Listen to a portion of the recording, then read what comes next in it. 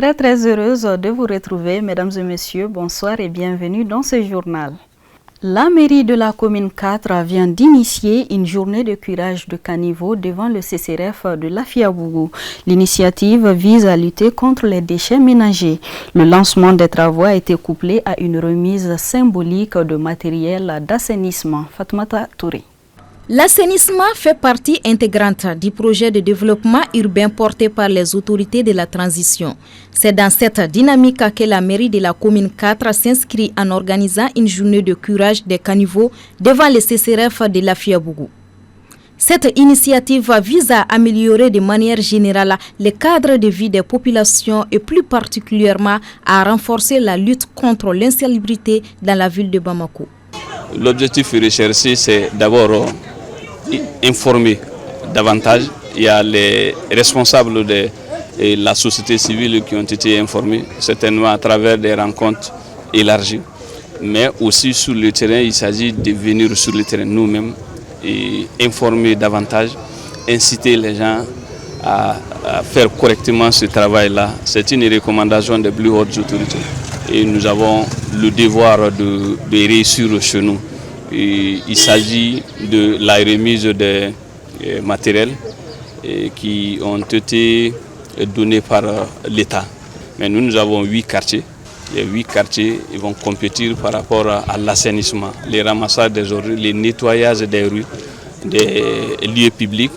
C'est pour permettre à notre commune de se débarrasser de l'insalubrité. Pour la motivation de la jeunesse, pour l'accompagnement de cette initiative, quand même nous jeunes, nous allons rester mobilisés, engagés et déterminés afin d'assainir nos quartiers pour que ça soit très propre. Et vis-à-vis d'autres communes, nous allons nous battre pour que notre commune puisse remporter les grands prix de nos quartiers propres. Ce geste patriotique est vivement salué par le coordinateur des chefs de quartier de la commune 4, Aboubakar Tabouré. Il n'a pas manqué d'exprimer sa reconnaissance à l'endroit de la mairie tout en l'encourageant à poursuivre ses efforts. Et donc nous inviter ce matin devant cet hôpital pour des besoins d'assainissement. Je pense qu'on ne peut que s'en réjouir. Et quand on demande un travail de réflexion, c'est comme si on demande aux personnes âgées d'être là. Mais tout travail physique, c'est la jeunesse qui est interpellée. C'est pourquoi nous leur demandons que ce travail nous revient à nous tous. Ce travail doit être fait par nous tous, mais ils doivent être en première ligne, comme ils l'ont toujours été. Et nous serons toujours à leur côté. Nous ne resterons pas, nous aussi, les bras croisés. Ce n'est pas le prix, ce n'est pas le concours, mais c'est la santé de notre commune. C'est la santé des citoyens de notre commune qui est notre préoccupation. Selon les initiateurs, la mairie prévoit d'étendre ses actions de nettoyage à d'autres quartiers de la commune 4 afin de contribuer durablement à l'hygiène publique. C'est parti pour la première édition du festival Farablon. C'est une initiative du conseil communal de la jeunesse de Sangaré-Bougou en partenariat avec la mairie de la commune 1.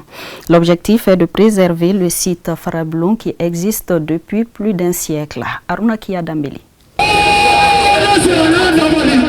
Le conseil communal de la jeunesse de Sangaré-Bougou, en partenariat avec la mairie de la commune 1, a lancé la première édition du festival Farablon. L'objectif de ce festival est la préservation de ce site qui existe depuis plus d'un siècle. Nous, la jeunesse, aujourd'hui, on doit faire face aux défis de notre nation, surtout au niveau de la culture. Parce que quand on parle de la culture, on parle de tradition. Quand on parle de tradition, on parle de l'éducation. Quand on parle de l'éducation, on parle de la formation aussi. Bon, pour faire la formation, il faut que tu sois éduqué. Connais-toi toi-même d'abord. 2025, décrété par le président de la transition comme année de la culture, la marraine de l'événement n'a pas caché sa satisfaction. La jeunesse de Sangaré-Bougou a décidé de valoriser leur patrimoine qu'on appelle Farablon. Moi-même, j'avais l'habitude de venir ici, mais j'ignorais que la colline en question avait une histoire.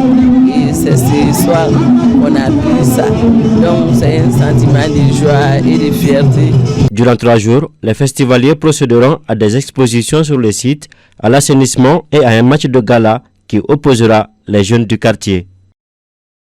Le mouvement Angankofle n'est pas resté en marge de la célébration de la Journée internationale des droits des femmes. Une occasion que le mouvement a saisie pour rendre hommage aux femmes du Mali, plus particulièrement à celles de Manyambougou. Fatmata Touré y était pour ORTM2. À l'occasion de la Journée internationale des droits des femmes, le mouvement Angankofle a marqué sa présence en organisant une série d'activités visant à mettre en valeur la place des femmes maliennes dans la société. L'événement a été également l'occasion de rendre hommage à toutes celles qui au quotidien œuvrent pour un avenir meilleur. L'objectif de cette cérémonie, c'est pour rabiboucher, c'est-à-dire les femmes, dans la commune et puis dans les quartiers aussi, et puis enfin de les engager, c'est-à-dire pour la paix et la cohésion sociale. Je lance l'appel à eux pour se solider, pour travailler ensemble pour le développement de ce pays dans la commune et puis dans le quartier aussi. Cette première édition a été saluée par les parrains de la cérémonie qui a exprimé sa reconnaissance et réaffirmé son engagement à accompagner toutes les initiatives en faveur de la promotion et de la défense des droits des femmes. Bon, le fait qu'ils m'ont choisi comme parrain, ça m'est venu droit au cœur. En réalité, j'ai aussi compris que ce sont nos sœurs, nos femmes, nos mamans qu'il faut soutenir obligatoirement.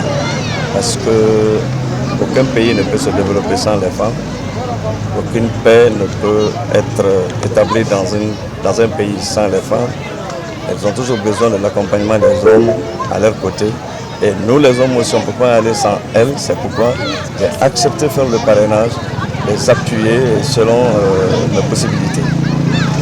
Les initiateurs de l'événement ont de leur côté souligné que la paix et la stabilité d'un pays ne peuvent être assurées sans des efforts. Ils ont ainsi lancé un appel à la population malienne pour qu'elle fasse preuve de patience et continue de soutenir les autorités de la transition. La cérémonie a été ponctuée par des démonstrations d'arts martiaux et des prestations artistiques.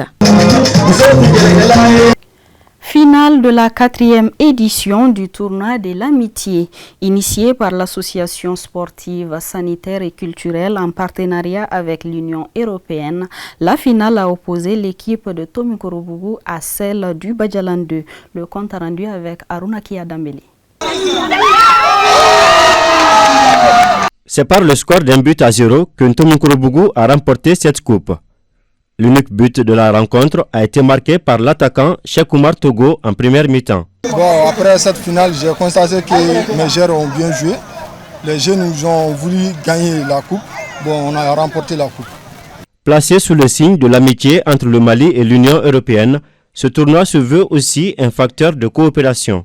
C'est la 4e édition de ce tournoi de l'amitié et je pense qu'effectivement dans le sport c'est là où on manifeste le mieux notre amitié entre l'Union européenne et le Mali. Il y a un tel dynamisme chez la jeunesse malienne que ça en est stupéfiant. Vous avez assisté comme moi au match de basket, au match de football, ils se dépensent sans compter. On sent vraiment qu'ils s'investissent dans tout ce qu'ils font et nous l'Union européenne on souhaite être avec eux quand on voit des jeunes qui s'investissent comme ça. Cette compétition s'est déroulée dans un esprit de rassemblement. D'être un peu dans la sève de la jeunesse, de rassembler, d'unir et de parler de l'amitié. Donc qui parle de l'amitié parle un peu de la cohésion, du vivre ensemble. Et vous savez, en quelque sorte, toute une commune était présente du début jusqu'à aujourd'hui. Et vu ce monde aujourd'hui, en tout cas juste pour le sport, vraiment c'est un grand plaisir pour moi. Outre le trophée du vainqueur, les deux équipes ont reçu des médailles de participation. Des prix ont été décernés aux meilleurs buteurs et meilleurs joueurs du tournoi.